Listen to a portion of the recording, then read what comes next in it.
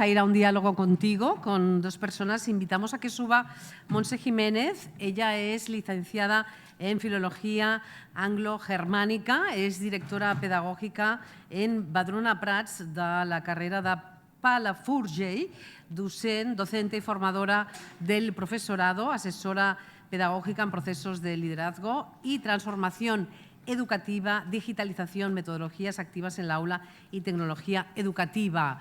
Un aplauso para ella. ¿Dónde está? Por favor, que suba. Gracias. Y también invitamos a subir en este diálogo hacia una defensa del bienestar digital a José María Ruiz Palormo. Él es director del Instituto Cártima de Málaga, es miembro del Grupo Motor para el desarrollo del Plan Estratégico de Innovación de la Consejería de Educación de la Junta de Andalucía entre el año 2021 y hasta el 2027. Es coordinador del programa PROA Plus en la provincia de Málaga. Un fuerte aplauso para él. ¿Dónde está? Sí. Muy bien. Pues vamos a escucharos vuestro diálogo hacia una defensa del bienestar digital. Esperamos muchos titulares para que podamos aprender más. Gracias. Adelante. Bueno, gracias. A mí me tocó hablar ya. Yo voy a escuchar, voy a plantear una serie de preguntas en torno a 4 ejes. Vamos a movernos. Montse, José María, muchas gracias. Vamos a profundizar en algunas cuestiones que ya he ido avanzando en los 20 minutitos. Disculpen por alargarme, ¿no? Bueno, vamos a empezar tocando un tema que nos preocupa a todos, que ya mencioné en la presentación, el tema de las brechas, la digitalización. Brechas no solo digitales, sino estructurales. Y de cómo entornos de vulnerabilidad, desde la pobreza hasta la discapacidad, hasta la cuestión de género y el origen, impactan en esas brechas. Por ejemplo, UNICEF, antes de la pandemia, en su informe de niños en un mundo digital, 2017, del Estado Mundial de la Infancia, ya nos hablaba de que la tecnología digital podría suponer un gran cambio en nuestro tiempo si se utiliza para dar a todos los niños una oportunidad justa, empezando por los más desfavorecidos. Y hago hincapié en esa frase, no empezar por los más desfavorecidos. Bueno, ¿qué situación ven, compañeros, compañeras, de esta promesa de la conectividad? ¿En qué ha quedado la digitalización? Vamos a ser realistas, ¿no? Desde esa mirada que ustedes tienen desde dentro de los centros, desde la organización pedagógica, desde ese liderazgo de los centros. ¿En qué ha quedado? ¿Ha disminuido la digitalización, esas brechas? ¿Las ha aumentado? Empezamos, si quieren, por Montse, luego le damos la palabra a José María.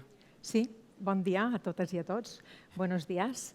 Hablabas tú, Albano, del informe de UNICEF.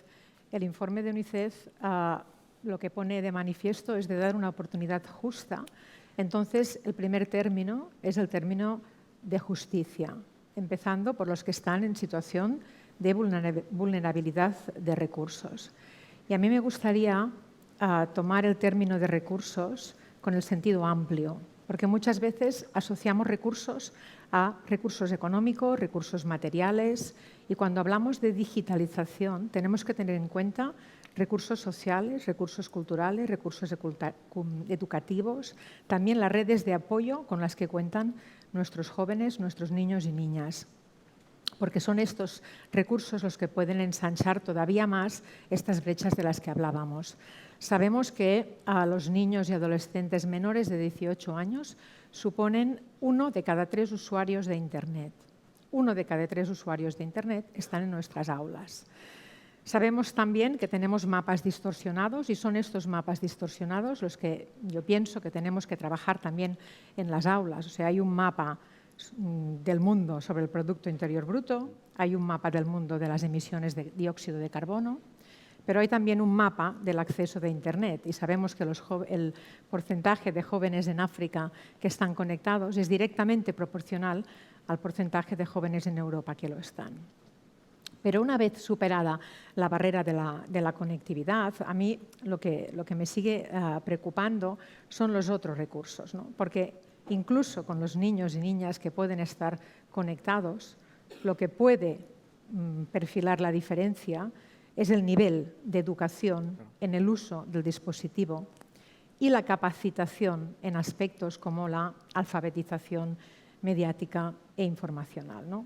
Porque con el dispositivo se ha democratizado el acceso a la información, con la inteligencia artificial se ha democratizado el acceso a la ayuda y nos tenemos que plantear, ¿no? Ayuda para todos, información para todos. Sabemos que no es así, hay estudios, ¿no? Aquí en Barcelona mismo, datos de conectividad de los chicos del barrio de Sarriá no es lo mismo que los del barrio del Carmel, ¿no? Y aquí hay muchos factores, pero este es uno clave, ¿no? Los niños conectados pierden oportunidades de vida. Perdón, los niños que no están conectados, ¿no? Pierden oportunidades de vida, pero los niños conectados también las pierden. Y yo creo que es la escuela, son los centros educativos que pueden compensar estas diferencias, porque su derecho es nuestro deber. Y creo que aquí tenemos un papel clave para equilibrar. Muy bien, gracias, Monse. José María. Muchas gracias. Buen día, buenos días.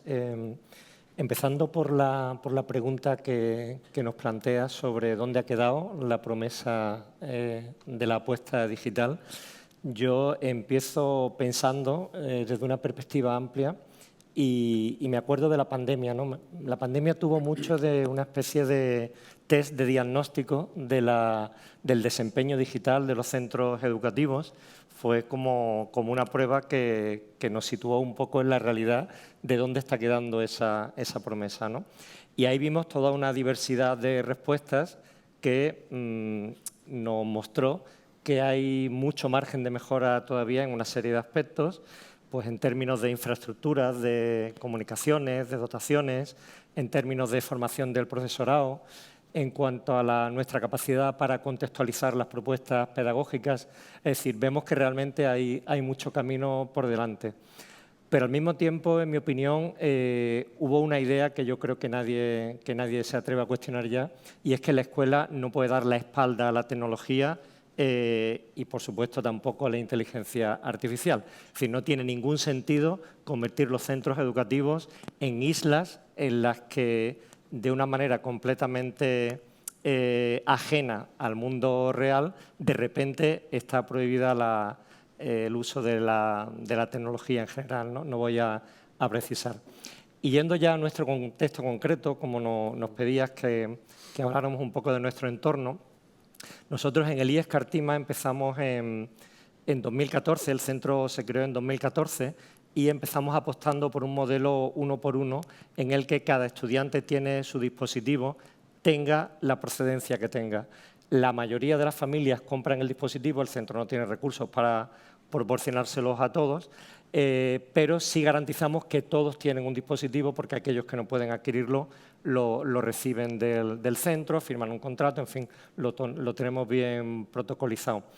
Y entonces lo que sí hemos aprendido en estos años es que cuando un modelo 1:1 se inserta dentro de un proyecto educativo inclusivo como el nuestro, sí que se produce un impacto muy nítido sobre la competencia digital y sobre la capacidad de enfrentarse a todos los retos que plantea el uso de la tecnología, incluido el bienestar digital, ¿no? Entonces, nosotros vemos que el alumnado es capaz de desenvolverse de una manera mucho más responsable en entornos digitales.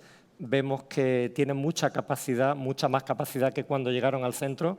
Nosotros somos un centro solo de secundaria y en los 4 años que podemos trabajar con ellos vemos cómo crece de manera muy significativa su capacidad para cuestionar la información a la que acceden, su capacidad para producir contenidos digitales a partir de lo que van encontrando en Internet, ganan muchísima autonomía como aprendices. En fin, no os quiero hacer un relato demasiado largo, que puede sonar incluso triunfalista, de las evidencias que vamos recopilando, pero hay una conclusión a la que sí llegamos claramente. La escuela tiene la capacidad de reducir la brecha digital.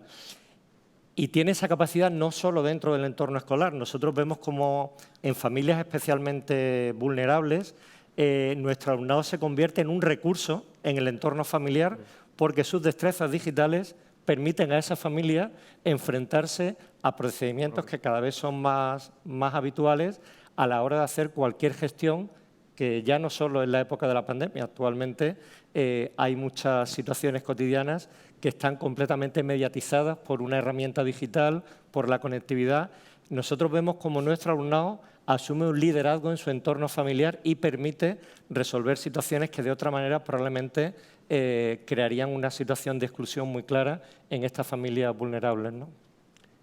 Muy bien, gracias, compañera, compañero. Bueno, ahondando en esa cuestión, bueno, Monse hablaba de la importancia de las redes de apoyo, José, tú, de que la idea, creo que todos estamos de acuerdo aquí en que la escuela no puede dar la espalda a la sociedad en esta inmersión en el mundo digital. Hay la controversia, el gran tema del momento, el tema que ha condicionado la creación de estados de opinión, es la convivencia en los centros, y yo creo que ya casi al final de este curso escolar, afrontando la recta final, mejor con o sin móviles. Tú hablabas del proyecto 1x1 de tu centro, mejor con o sin dispositivos. El debate y los datos y los relatos se cruzan, ¿no?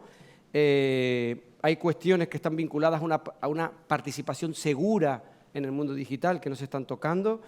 Entonces me gustaría, y ahora empezamos por José, lo hacemos un poquito al revés, luego terminamos por Monse. ¿Ustedes qué opinan? ¿Mejor con, sin dispositivos, con franqueza, no para quedar bien, sino con honestidad?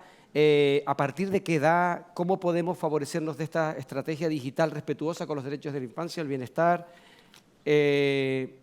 ¿Consideran que la escuela, en esa visión, bueno, hasta cierto punto y controvertida, asistencial, no se debe encargar de esto, o sí, es función de la escuela? ¿Y hasta qué punto puede llegar la escuela con las limitaciones y con las posibilidades actuales? ¿Qué piensan de toda esta situación tan controvertida? José. Vale. Pues mirad, situar al alumnado en la posición de trabajar de forma cotidiana con dispositivos, con herramientas digitales, implica, entre otras muchas cosas, adoptar una serie de normas de uso de esa tecnología, e implica igualmente aprender a respetar esas normas, lo cual lleva aparejado una riqueza grande en términos de reflexión, en términos de análisis sobre cómo nos desenvolvemos con esas herramientas y en esos entornos, ¿no? A nosotros nos parece que esto ocurre de una forma muy natural, tan natural como que probablemente nadie en la sala deja de llevar un dispositivo encima de forma habitual. Esa misma naturalidad con la que convivimos con la tecnología fuera de la escuela, creo que debemos incorporarla a la escuela, ya os digo, creando situaciones en las que hay que reflexionar, hay que pensar cómo estamos usando las herramientas, qué riesgos implican y, en una situación ideal, nosotros lo recomendamos abiertamente, implicando al alumnado incluso en la elaboración de las normas de uso. Claro. Esto dentro del plan de acción tutorial de los centros no es muy difícil de conseguir, es simplemente convertirlo en una prioridad. Y hay una cuestión muy concreta en relación con la convivencia, que el tema que nos planteabas, que es la actividad social online, ¿no? Está claro que las redes sociales son hoy día espacios de convivencia no solo para los jóvenes, también para los adultos, y están expuestos a posibles conflictos, como ocurre en cualquier centro de secundaria. Yo a menudo suelo decir que los centros de secundaria son por definición conflictivos, porque es imposible que durante la adolescencia no surjan conflictos de forma cotidiana por el mero hecho de poner a más de 500 alumnos y alumnas en el mismo espacio durante toda la mañana, ¿no? Entonces, la realidad es que en esos espacios hay unos riesgos que a menudo saltan al mundo presencial, es decir, conflictos que tienen su origen en redes sociales terminan afectando a la convivencia presencial. Por eso para nosotros tiene mucho sentido plantearnos estrategias de abordaje de la convivencia digital, ¿no? Claro. Luego hablaremos en la siguiente pregunta de un programa nuevo que hemos incorporado este año el programa ADA, pero nosotros hace mucho tiempo que desarrollamos un proyecto BP en cuarto de ESO con el alumnado antes TIC, ahora se llama la asignatura Digitalización, que básicamente tiene como producto final una campaña de concienciación sobre nuestra actividad online. Entonces, el alumnado de cuarto de ESO va recorriendo los distintos grupos del centro, va exponiendo, va planteando debates y funciona muy bien esa interacción entre iguales. Es muy potente, además recurrimos al INCIBE, probamos diferentes estrategias, ¿no? Pero vemos que es particularmente eficaz el hecho de que sean compañeros y compañeras del centro los que plantean el debate y los que les hacen pensar sobre todos estos riesgos de convivencia, ¿no? Muy bien. Funciona, por ejemplo, en nuestro centro, ahora con lo que estabas diciendo, lo de los delegados y delegadas digitales en las aulas, ¿no? En ese proceso de acompañamiento. Está claro que hay que repensar la escuela a partir de este proceso de inclusión de la tecnología digital y no de mirar hacia otro lado cuando hay un problema social en nuestro entorno. Monse, cuando quieras. Sí, para no repetirme, totalmente de acuerdo. Yo antes ya he mencionado que su derecho es nuestro deber y nuestro deber pasa por educar también en los riesgos que ahora hablábamos, ¿no? Riesgos de conducta, riesgos de contenido, riesgos de contacto. Es que si no es como un despotismo ilustrado, ¿no? Todo para el móvil, todo para la tecnología, pero cuidado, sin la tecnología. Y el mundo, cuando pasan las puertas de los centros educativos, gira en torno a la digitalización y a la tecnología. Sabemos que el marco europeo del 2030 espera que el 80% de la población esté capacitada, ¿no?, en habilidades digitales. Sabemos lo que pasa con los intereses de las grandes multinacionales y vivimos momentos de intensas paradojas, ¿no? Vamos a prohibir porque seguramente son soluciones fáciles a problemas complejos, pero cuando pasan las puertas del centro educativo hacen colas en centros comerciales para escanear su iris y venderlo a startups de criptomonedas. Vamos a prohibir, pero a golpe de darle al móvil se compran una crema que en 2 semanas les va a reducir barriga o no les importa cerrar el grifo porque esto del cambio climático y la escasez del agua es una tontería. Entonces, creo que vivimos una distopia total y Totalmente. en el marco de esta distopia tenemos que hacer una reflexión en los centros educativos e implementar todo aquello que les pueda ayudar a lidiar con el mundo que está pasando fuera de las puertas del centro educativo. Nuestros compañeros en el panel de antes hablaban de estas habilidades blandas. Esto es esencial. Hay que fomentar el bienestar digital en los centros y hay que acompañarles a pensar en el dispositivo sin el dispositivo. Tenemos que pensar en acompañar a los 7 tiempos, ¿no?, que hablaba Siegel para el desarrollo cerebral óptimo del adolescente. Ayudarles a que tienen que dormir, no tienen que pensar en los tiempos para aburrirse, tienen que pensar en momentos para hablar, para socializar con los otros. Tenemos que enseñar autorregulación. Tenemos que pensar en momentos para focalizar la atención. Sabemos que la atención focalizada ha disminuido. Estamos ya a un promedio de 8 segundos los adultos, lo que aguantamos mientras esperamos que se cargue una página web. Hace poco estaba en 20, pero esto lo vivimos nosotros. Entonces, todo esto tiene que entrar en la escuela. La alfabetización informacional y mediática tiene que entrar en la escuela. Tiene que entrar en la escuela todo lo que afecta a la ciudadanía global. Tenemos que exponerles a momentos donde tengan contacto para dejar su huella para el bien común y garantizar tiempos de presencialidad. Y, por ejemplo, a este nivel nosotros sí que hemos forzado 1 hora a la semana de gestión emocional, donde trabajamos todo esto, además de las tutorías, y otra hora por la que pasan todos de alfabetización mediática e informacional, para lo que pasa con la desinformación. Decía en una famosa TED Talk, Baile Parnell, que nadie culparía a un televisor Samsung de un mal programa. Y estamos culpando al televisor de los malos programas, la responsabilidad de los cuales son las políticas educativas, pero también las políticas de nuestros gobiernos, ¿no? Muy bien. Me quedo con esa idea de dejar esa huella para el bien común, ¿no? Me hace, además, vincularla al tema de los datos y los algoritmos y ese rastro que dejamos en Internet y de cómo a su vez condiciona los productos que nos ofrecen dentro de la línea que tú también decías, José. Bueno, 2 cuestiones más. Ya para acabar, la penúltima, nos vamos a meter en un tema el tema de la participación de las familias y del alumnado en todo este proceso de acompañamiento del que hemos hablado, asociado además al de la idea de red, ¿no? de red social o de red, comunidad de aprendizaje.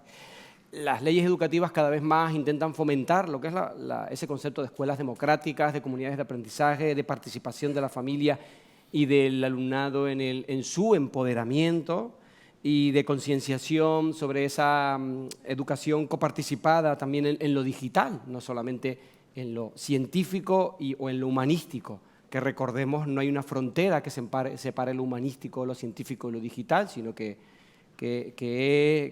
está interconectado. Bueno, sobre esa horizontalidad, sobre esa participación, esos niveles de participación y ese grado de implicación de las familias y alumnados en todo este proceso, ¿qué opinan? Ahora vamos a empezar por por Monse, luego le damos la palabra a José. Me ha hecho gracia Cristóbal Cobo, que hablaba de Sócrates, porque en estos tiempos de inteligencia artificial yo también me acordaba, ¿no? Y Platón lo cita en el libro de la Octava República, ¿no? Que el conocimiento estaba asociado a la memoria, a la oralidad, y los libros eran aquella falsa inteligencia. Seguramente ustedes se acuerdan que Quijote era un loco, y era un loco porque era una sociedad donde el 95% era analfabeta. Entonces, coger un libro en aquel entonces era como de locos, ¿no? Y creo que a veces nosotros estamos leyendo las vidas de nuestros jóvenes todavía con lentes del pasado, y esto no podemos hacerlo. Yo creo que a los adultos nos está costando entender todo el paradigma de las nuevas tecnologías, y esta dificultad de comprensión sí que genera la brecha que hablábamos. Yo reivindico un esfuerzo colectivo para entender estas nuevas tecnologías, pero también para usarlas. Y el esfuerzo colectivo en nuestros centros educativos tiene que empezar por la comunidad educativa. No me imagino trabajar todo el concepto de digitalización sin contar con las familias, porque si no, seguiremos fomentando la cultura del dormitorio. Tendremos chicos y chicas cerrados en sus habitaciones, compartiendo con sus amigos adolescentes y en un acceso más privado y mucho menos supervisado del que debería ser, ¿no? Y también con un síndrome de anomia, ¿no? De no saber cuál es el objetivo y no saber hacia dónde se va. Y quizá hacen caso de la primera campaña que sale en Instagram o en Twitter recogiendo firmas para o lo que sea. Entonces las escuelas creo que tenemos un papel fundamental en guiar, en acompañar. Las familias tienen que entender también este papel, no como aquella madre del episodio de Black Mirror, Arcángel, ¿no? Que le pone el chip a su hija adolescente. Esto no es guiar, esto no es acompañar, igual que no lo es el término que hablábamos antes de prohibir. Entonces yo creo que en un primer nivel es básico compartir significado.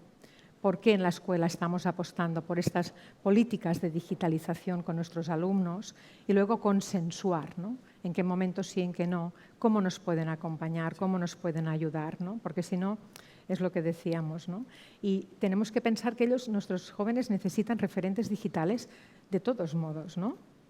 Referentes digitales más pasivos, referentes digitales más proactivos, referentes digitales más transformadores, pero al fin y al cabo referentes. Y bueno, no solo las familias, podríamos hablar que ahora no de comunidad también. Efectivamente. José, cuando quieras. Bueno, pues en este tema que nos ocupa, como en tantos otros, hace tiempo que asumimos que las estrategias que seguimos en los centros funcionarán mucho mejor si el trabajo que hacen las familias en su entorno se alinean, ¿no? Es decir, si todos conseguimos remar en la misma dirección, el resultado va a ser mucho más rico y mucho más sólido a largo plazo, ¿no? Por centrarme en el cómo, en cómo afrontamos nosotros esta integración de la perspectiva de la familia y cómo la sumamos al proceso, nosotros hace mucho tiempo que apostamos por una escuela de familias potente. Hacemos una serie de sesiones a lo largo del curso, contratamos pues, terapeutas profesionales, en fin, digamos, buscamos expertos más allá de los propios docentes que participamos en esas sesiones que permitan orientar un poco ese trabajo tan complejo como es poner límites a los adolescentes, ¿no? Al final educar es fundamentalmente poner una serie de límites, ¿no? Y obviamente una de las cuestiones a las que le dedicamos una enorme importancia y a veces sesiones específicas solo para abordar este tema es la del uso de la tecnología, tanto en casa como en la escuela. Ya sabéis que el gran debate que se ha abierto de hace no mucho tiempo a esta parte tiene su origen en el ámbito extraescolar, pero de repente el foco se ha puesto en la escuela. Parece que precisamente donde más controla y donde más supervisamos, donde hay normas de uso, donde se le educa, parece que ahí es donde tenemos que cuestionar lo que estamos haciendo con la tecnología. Totalmente. Y bueno, no voy a entrar aquí en lo que pasa en casa, no me gusta hacer juicios generales, pero sí es verdad que a las familias hay que hacerles reflexionar y por suerte se prestan, la mayoría se prestan. Es cierto que nosotros somos una comunidad de aprendizaje, seguimos el modelo de Ramón Flecha, que seguro que conocéis, y bueno, digamos, tenemos una relación muy fluida con las familias, hay muchos canales de comunicación abiertos y, digamos, hay una confianza mutua a la hora de abordar multitud de cuestiones, entre ellas esta, ¿no? Y pensando en cómo involucramos al alumnado en estos procesos, el programa ADA, ADA son las siglas de Alumnado Ayudante Digital Andaluz, un programa que ha lanzado como una novedad la Consejería de Educación Andaluza. Pues básicamente consiste en formar mediadores en ciberconvivencia. El proceso es complejo porque empieza formando al profesorado que se va a hacer responsable de pilotar el programa. Somos 6 docentes en el centro que nos hemos implicado activamente en ADA. Luego hay que, aparte de nuestra formación, hay que diseñar una formación para el alumnado y luego los protagonistas de esta gestión, estos mediadores y mediadoras en ciberconvivencia, hacen una formación a todo el alumnado del centro. Es un proceso complejo a medio o largo plazo, pero tenemos mucha ilusión en el proyecto y estamos convencidos de que va a suponer un salto cualitativo a la hora de abordar este tipo de cuestiones, ¿no? Muy interesante. Cerramos ya, estamos pasados de tiempo. La última cuestión, vamos a lanzar, si quieren, una idea para el futuro y también una última idea relacionada con cogobernanza, colaboración, empoderamiento y un cuestionamiento interesante. Se dice mucho que los gigantes tecnológicos en esta idea neoliberal pues han pasado a controlar la escuela, ¿no? Ese tópico, ese lugar común recurrente. Antes eran los libros de texto, las enciclopedias, ahora son las empresas del sector que considero que tienen una responsabilidad importante también en esta coeducación.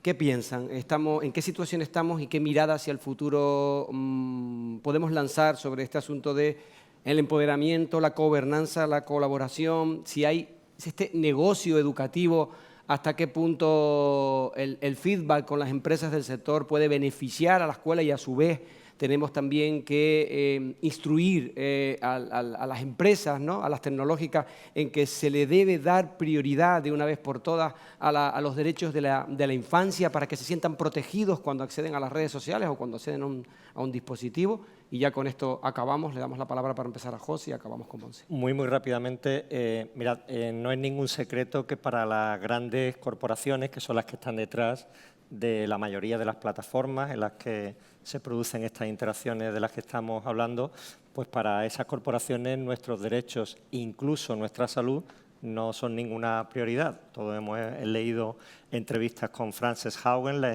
ingeniera de Facebook, que ha contado cómo la compañía tenía información detallada del impacto que estaban teniendo sus políticas y sus plataformas en la salud mental de los jóvenes, el proyecto Cazafantasmas, con un caso clarísimo de espionaje industrial que afectaba los derechos de los usuarios de Snapchat. En fin, no voy a hacer... Recientemente ha habido una sentencia contra Google en relación con los datos que han recabado a través del modo incógnito del navegador, que no era del todo claro hasta qué punto era... En fin, que se pueden poner muchos ejemplos, no me quiero extender, sobre cómo, por desgracia, no estamos en buenas manos. Hay que ser cautelosos cuando usamos estas herramientas, ¿no?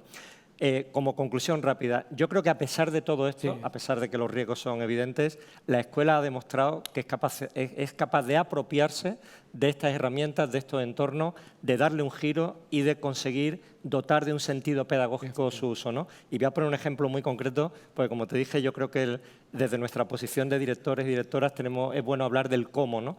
Yo os pongo un ejemplo muy concreto. Nosotros utilizamos las redes sociales en el centro para, entre otras cosas, para favorecer que el alumnado se construya su PLE, su entorno personalizado de aprendizaje, e intentamos que entiendan estos entornos como una oportunidad para aprender, como un espacio de interacción rico del que pueden sacar un valor objetivo en términos de aprendizaje, ¿no? Me salto todo lo demás porque si no ya nos vamos de tiempo. Nos vamos de tiempo. Gracias, Monse. Monse, cuando quieras. Muy rápido. Yo creo que el ritmo acelerado del desarrollo tecnológico y la omnipresencia de lo digital en todo ha hecho que muchas veces las escuelas y los centros educativos nos sintamos presionados, ¿no?, a adaptar continuamente nuevas herramientas, nuevas pedagogías que no siempre controlamos completamente. Entonces, para integrar efectivamente esta tecnología, creo que necesitamos una reflexión muy cuidadosa en los centros educativos, que necesitamos buscar un equilibrio entre las ventajas de lo digital, pero para no perder de vista nunca la autonomía del enfoque pedagógico. Yo siempre digo que hay que poner corazón y pedagogía a la tecnología. Y para ya terminar, creo que estamos, ¿no? Nos decías una idea final, como les invito a pensar en la calle Lombard de San Francisco, esta calle serpenteante que actualmente es una de las calles más fotografiadas cuando uno visita San Francisco. Esta calle era una calle de pendiente, tenía una subida de 40 grados de inclinación, pero, ¿no?, el diseño consiguió hacer una calle transitable. Creo que estamos en el peligro de los 40 grados de inclinación y entre todos y todas tenemos que construir estos centros educativos y esta sociedad habitable y transitable. Muy bien. Muchísimas gracias, Montse. Gracias, José. Gracias.